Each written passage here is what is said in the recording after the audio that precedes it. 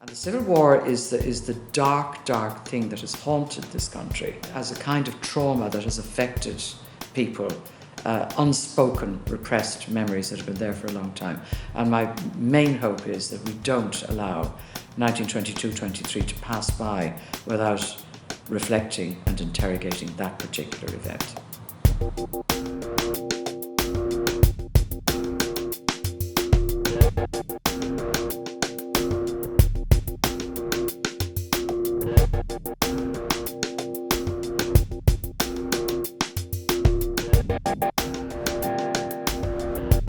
1916 means a whole bunch of things to me. Obviously, as an archivist, one of the important things about the year of commemoration is that we have been able, over a period of years, to release a lot of new material relating to 1916 and the rest of the decade of centenaries.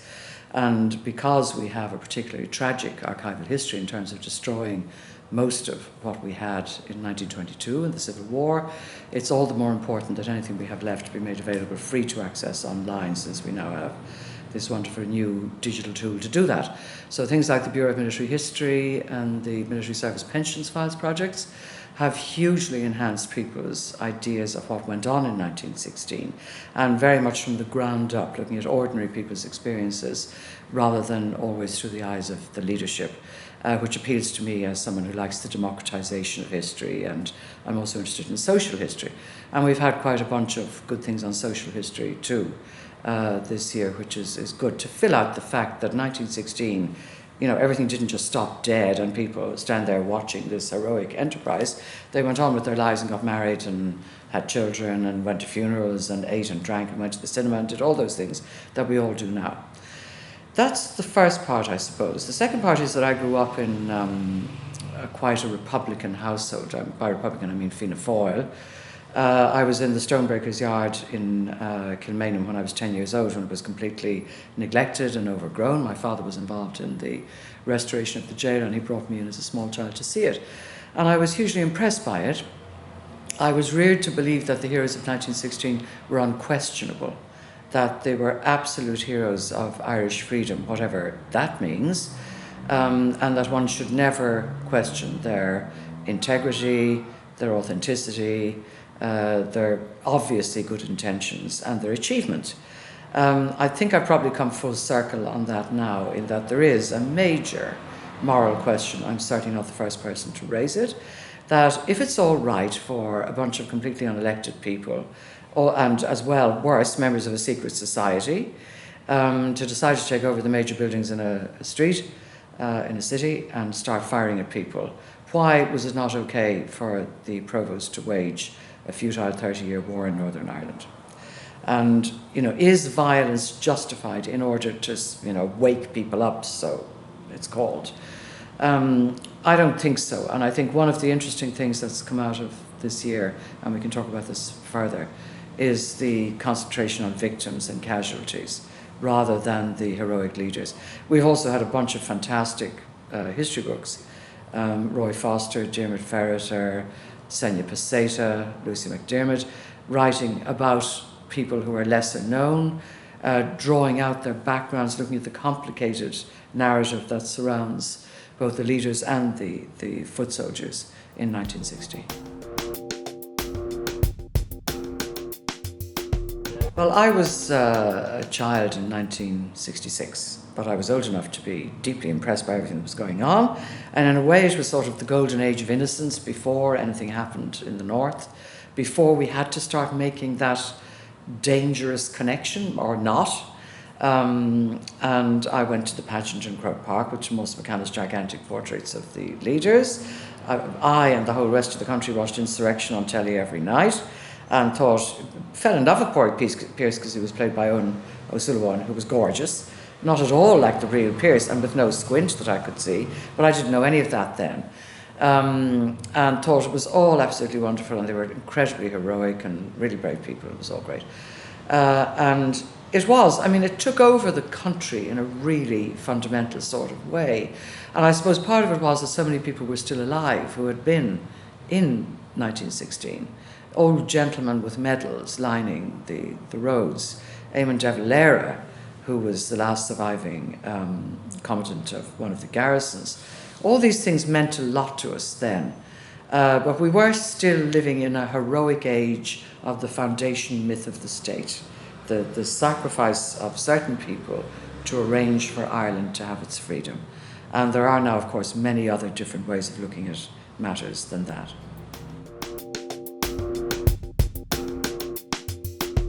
I'm not sure that I like the word commemoration. I've been saying since we began this whole process, and of course this process begins with 2012, when we're looking at the First Term Rule Bill, the establishment of the Ulster Volunteers.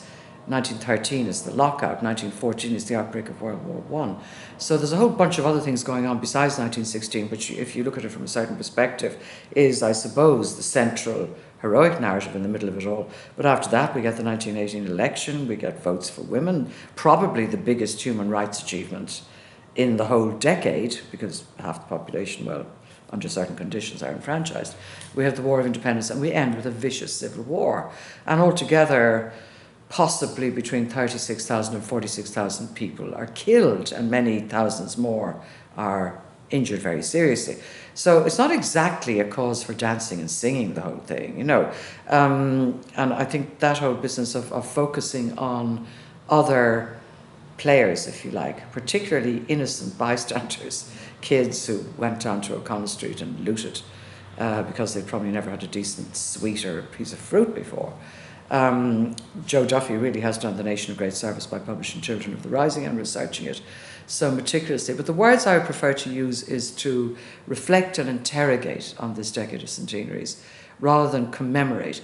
And I do, I guess, understand the need that people have to commemorate things like the fall of the Bastille, like American Independence Day, all of those things.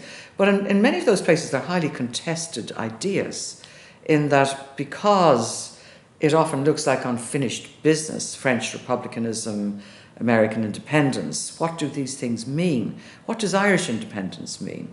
I think we're quite a long way from understanding what it might or should mean. We're even quite a long way from understanding what the original writers of the proclamation really meant. So I prefer that we reflect and interrogate rather than commemorate.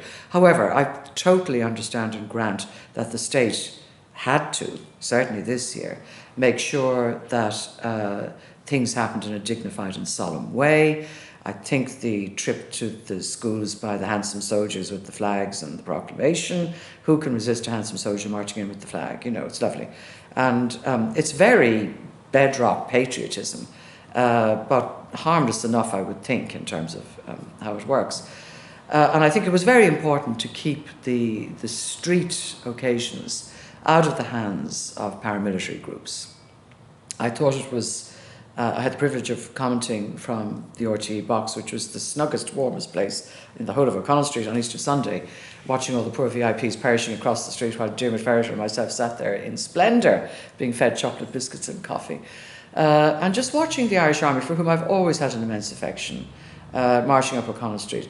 Very little being said, everything very slow, dignified, wreaths being laid at the various garrisons and so on. It just seemed to me to be done in a kind of impeccable way, and to remind us that we do have an actual Óglaigh na hÉireann, of whom we can be immensely proud because of their peacekeeping record, and the fact that they're generally great guys and they know how to do this kind of stuff. So that was important, because we didn't want people with balaclavas or blackberries and sunglasses marching up and down O'Connell Street claiming this is theirs. And I know that's contradictory in a sense, because they see themselves in a clear line of descent from the 1916 leaders. But I think we're still a little too close to what's happened in the north to really come to conclusions about all of that.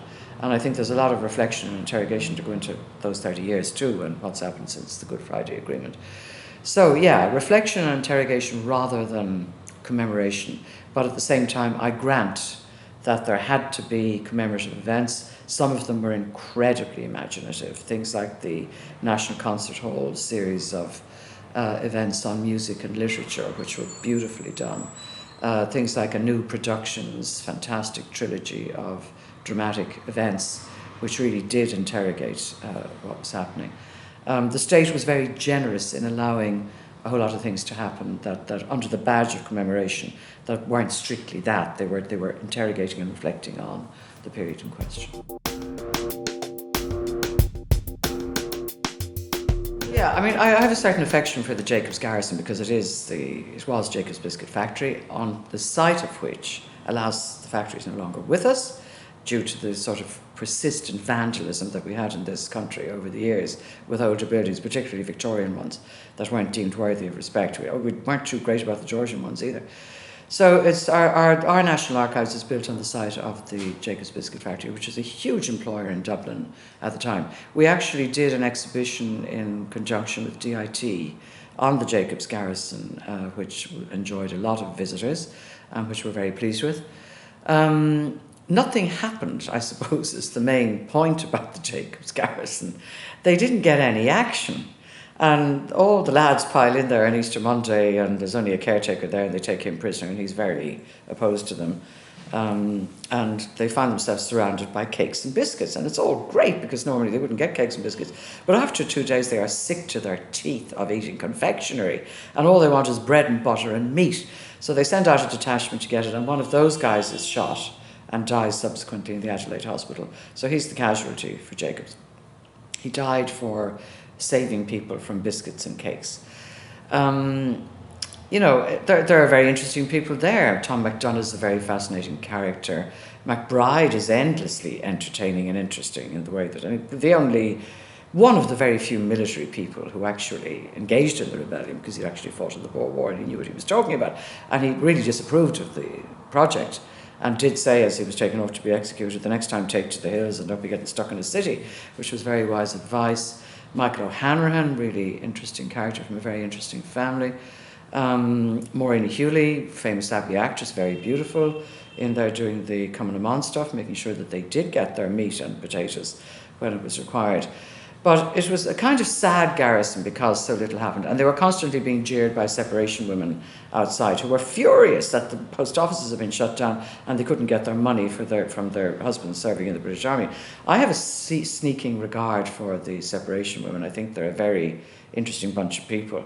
And I like the way some of them went completely bonkers during Easter week and just went out boozing and screaming at the garrisons and singing Empire Loyalist songs and dancing in the streets and doing all that. I mean, they're an aspect of the riotous woman in Irish history, which is something we very much under-celebrate. The archival aspect of it is hugely important. And we in the National Archives have some wonderful material for the whole decade. For 1916, we have the police watching people coming and going from Tom Clark's tobacconist shop in Barnell Street. Because they had no bugs or proper surveillance devices then, they could just see them coming in and coming out. So they had no idea what they were talking about within, and they report very assiduously. They're all online. We also have the compensation files for damage to property, so-called PLIC files, Property Losses Ireland Compensation Commission. And they give a lot of information about what may look like trivial things, like a kitchen maid losing all of her aprons, for example, who worked in the Imperial Hotel. And she can't work without the tools of her trade, which are her clothes, and she's looking for compensation for those, right up to what Cleary's lost, which would have been guests, furs and jewels and all kinds of extraordinary things there. So again, they're a good aspect of the social history, of the consequences of the rising. We also will be hosting the court-martial files, which we've had to buy from the National Archives in London, which still possess large numbers of documents related to our decade of the centenaries. And I think it's going to be an interesting project to see exactly how that becomes repatriated digitally. Some of it has happened already. It needs to happen as a much bigger, more formal project, and I think we'll get there. But when we rock along to the end of the decade, when we get into the War of Independence and the Civil War, we have tons of fantastic stuff. We have the entire record of Dáil Éireann, which was effectively a government on the run from 1919 to 1921. And that is really rich material. All of the treaty negotiation documents, huge amounts of stuff on local government, on the Sinn Féin courts, all of that. So we've plenty more to do, and it's going to be lovely to do it. And I suppose to finish, I think it's important to understand, even though we're here in 2016, And it's been an extraordinary year, and by and large a year that has gone much better than some of us might have thought. And we should be very grateful for that. It is the centre of a decade of ongoing activity. And one of the things, I suppose, as archivists and historians that we have to remember is that people then, no more than we now, could not foresee the future. They did not know what was around the next corner. When 1916 finishes, we're still in the middle of World War I. People don't see that ending anytime soon. They can't predict it's going to end in 1918. A lot of feminists didn't think that they would manage to get the franchise in 1918. Nobody foresaw, I think, except a few people at that point, the War of Independence and what would happen during it. They didn't foresee the Black and Tans or the auxiliaries. And certainly I think no one foresaw the Civil War. And the Civil War is the dark, dark thing that has haunted this country since, and still does. And I don't just mean in the form of two political parties that have very little else to differentiate between them. I mean as a kind of trauma that has affected people, unspoken, repressed memories that have been there for a long time. And my main hope is that we don't allow 1922-23 to pass by without reflecting and interrogating that particular event.